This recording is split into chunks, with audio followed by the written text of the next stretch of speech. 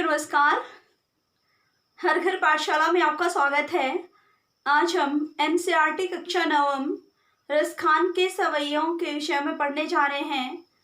सवैया एक वार्णिक छंद है जिसमें 4 पंक्तियां होती हैं, उसे सवैया कहते हैं। ठीक है प्यारे बच्चों, तो चलिए पढ़ते हैं। रसखान जी कृष्ण भक्त कवि हुए हैं। ये कृष्ण के अनन्य भक्त थे और ये चाहते हैं कि मेरा जो जन्म है अगर मनुष्य में हो तो भी गोकुल में ही हो, अगर पशु में हो तो भी वहीं पे हो जहाँ कृष्ण ने कभी लीलाएं की थी। मतलब किसी भी रूप में इनका जन्म हो, लेकिन वो कृष्ण के सानिध्य को ही पाना चाहते हैं। ठीक है बच्चों, तो चलिए देखते हैं। मानुष हो तो वही रसखानी, वसों ब्रज गोकुल गाँव के गवारन, जो पशु हो तो कहाँ बसु मेरो, चिरो नित्यानंद की धेनु मंझारन, पाहन हो तो वही गिरि को, जो कियो हरिक्षेत्र पुरंदर धारन, जो खग हो तो बसेरो करो कालिंदी कोल कदम्ब की डारन। तो प्यारे बच्चों, मानुष होता है मनुष्य, हो मतलब मैं, बसों मतलब रहना, ग्वारन ग्वाले, कहाँ बस बस में न होना। ठीक है, नित्य मतलब सदा, धेनु गाय। ठीक है, मंझारन बीच में, पाहन पत्थर या चट्टान, गिरी पर्वत, पुरंदर इंद्र, खग पक्षी, कालिंदी यमुना नदी के लिए प्रयोग हुआ है प्यारे बच्चों। कुल होता है किनारा, डारन होता है डालियाँ। ठीक है, तो प्रसंग आप ऐसे ही लिखेंगे। प्रस्तुत पंक्तियाँ हमारी हिंदी की पाठ्य पुस्तक क्षितिज भाग 1 से ली गई हैं। इसमें श्री कृष्ण कवि जो रसखान जी हैं उन्होंने अगले जन्म में वापस वो कृष्ण का सानिध्य ही पाना चाहते हैं और गोकुल की धरती में, ब्रज की भूमि में वो जन्म लेना चाहते हैं। ठीक है, तो चलिए बच्चों व्याख्या देखते हैं हम इसकी। मानुष हो तो वही रसखानी। रसखान जी कहते हैं, यदि मैं अगले जन्म में मनुष्य जीवन को प्राप्त हूँ तो मेरी इच्छा है कि मैं ब्रज क्षेत्र के गांव में ही मेरा जन्म हो और उनके ग्वालों के बीच में मैं रहूं। ठीक है, बसों ब्रज गोकुल, ब्रज गांव में ही मेरा बसेरा हो। ठीक है, जो पशु हो तो कहाँ बस मेरा, अगर मेरा जो जन्म है वो पशु में हो तो उसमें भी मेरा कोई बस नहीं है, लेकिन मेरा जो जन्म है वो नंद बाबा की गायों के बीच में ही होना चाहिए। धेनु मंझारन गायों के बीच में, नित्यानंद मतलब सदानंद की गायों के बीच में मैं चरता रहूं।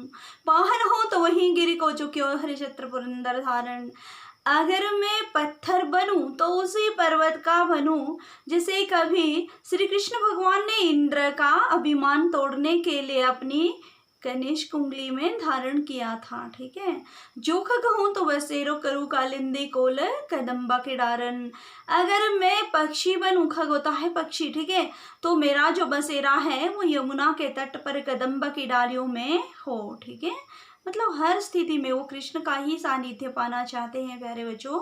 अगला देखते हैं।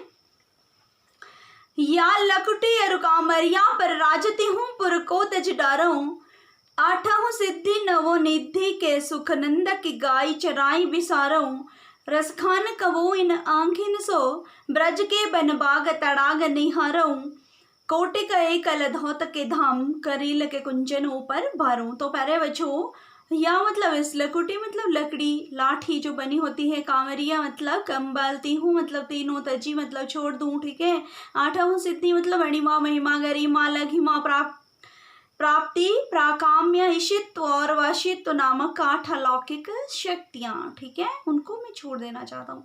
नवोनिधि पद्म महापद्म शंख मक्र कच्छप मुकुंद कुंद नील और खर्व नामक कुबेर की 9 निधियां हैं। ठीक है प्यारे बच्चों, गाय मतलब गाय। ठीक है, विसारो मतलब भुला दूं। तड़ाग क्या होता है प्यारे बच्चों, तड़ाग का मतलब होता है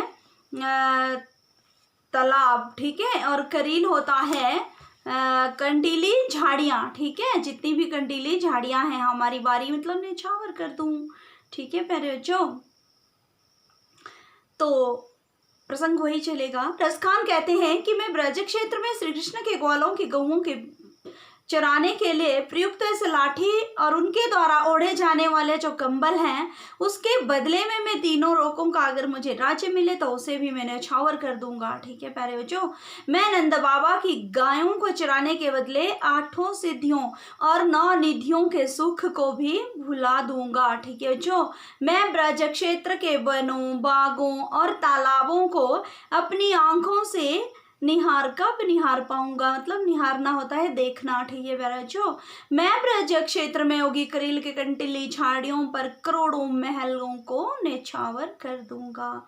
ठीक है प्यारे बच्चों, ब्रज के वन बाग तड़ाग निहारूं कब मैं देखूंगा, और इनके जो कंटीली झाड़ियां हैं उन पे मैं करोड़ों महलों को भी न्यौछावर कर दूंगा।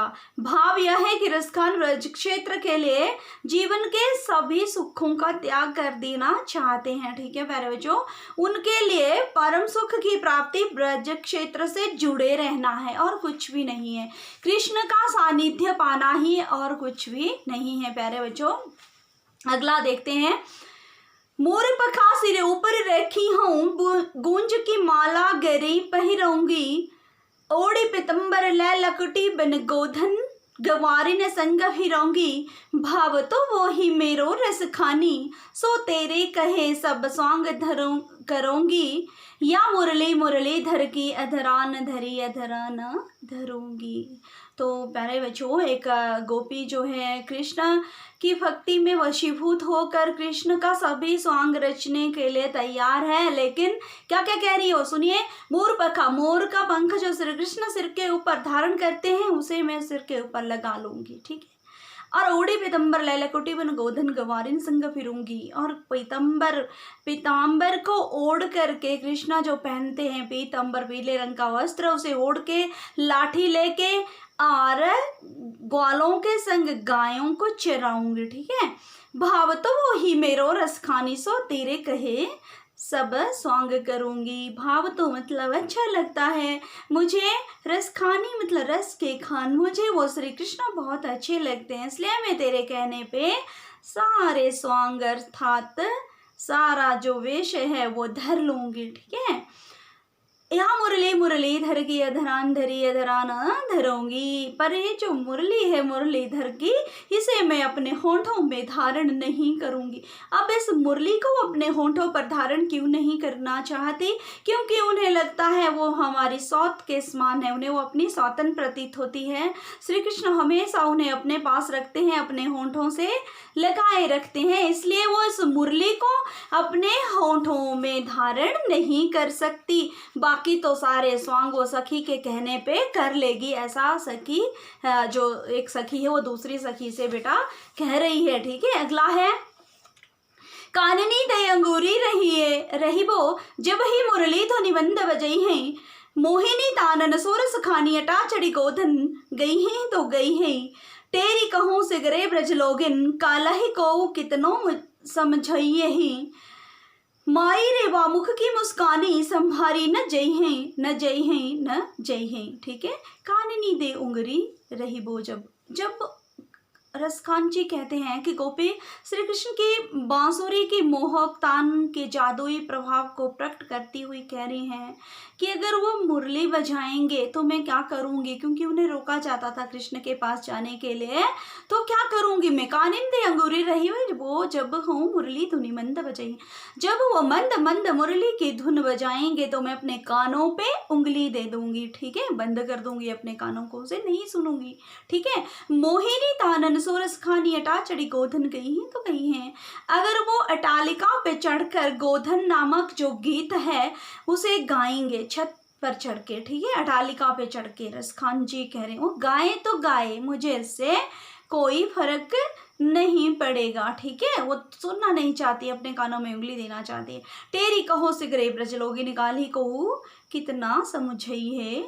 ठीक है, अब मैं पुकार करके कह रही हूँ, टेरी मतलब पुकार करके कह रही हूँ सब लोगों से, किन लोगों से, ब्रज के लोगों से पुकार कर कह रही हूँ कि तब कोई हमें कितना भी समझाए मैं समझ नहीं पाऊंगी, मैं अपने आप को संभाल नहीं पाऊंगी। मायरी व मुख की मुस्कान ही संभाली न चाहिए न चाहिए। अरे माँ, वो उनकी जो मुख की मधुर मधुर मुस्कान है वो मुझसे संभाली नहीं जाएगी, नहीं जाएगी, ठीक है। उनका जो हृदय है वो अपने वश पे नहीं है। सारी चीज़ों के लिए तो वो कान बंद कर देगी, लेकिन जब भी उनकी मधुर मधुर मुस्कान मुझे दिखाई देगी, गोपी कह रही है, तो तब मैं अपने आप को संभाल नहीं पाऊंगी। इसके लिए मुझे सभी ब्रजवासी दोष न दें। तो प्यारे बच्चों, अभी आपने इसके पैरों पर आधारित अन्य महत्वपूर्ण प्रश्न करने हैं, छोटे छोटे खुद बनाने हैं, रचनात्मकता को अपनाना है, ठीक है। खुद रचने हैं प्रश्न आपने और खुद ही उनके उत्तर देने हैं। धन्यवाद।